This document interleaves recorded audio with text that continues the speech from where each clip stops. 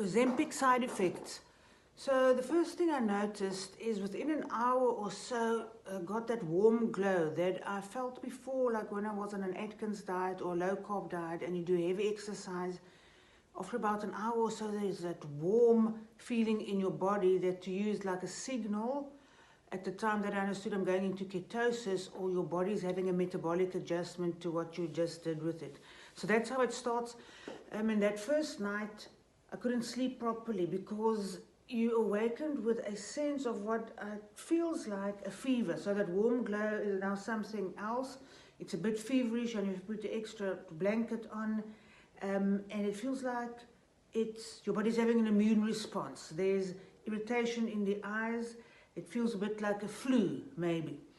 And then the next week or so, what I experienced on a more almost constant level, a chronic level, is nausea and this weird type of pressure that I'm not used to, that I understand other people call heartburn, but it's this pressure coming from here and it's pushing something up that feels like a fire and something unpleasant that is there all the time.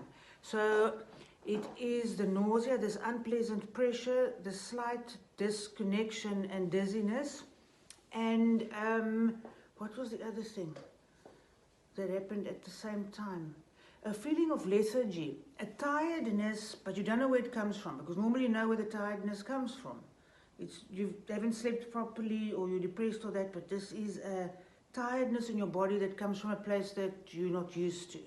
So these things are now dominant things, and then you feel like you must sleep a bit more, which means you skip exercise. So your body is definitely, the awareness is that your body is going through something that is unusual, and it's presenting it to yourself physically, and that unusualness comes from a endocrinological level. It's like your metabolism, there's something happening in metabolism that you don't know what it is. And if that feeling of feeling ill is now accompanied with a type of moral questioning of your decision to take the stuff in the first place, it's quite disruptive. So the intensity of the side effects I would describe as disruptive, definitely disruptive, but not debilitating. It's not chemotherapy, it's not being ill with pneumonia, but it's present, it's very present, and it's unpleasant to the extent that you eat less.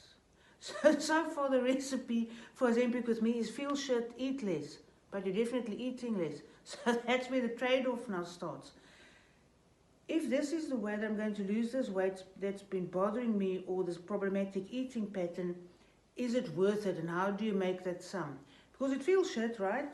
No, definitely. There's no way that I can continue. If it feels like this for the next 3 months, I'll probably stop. It's too disruptive.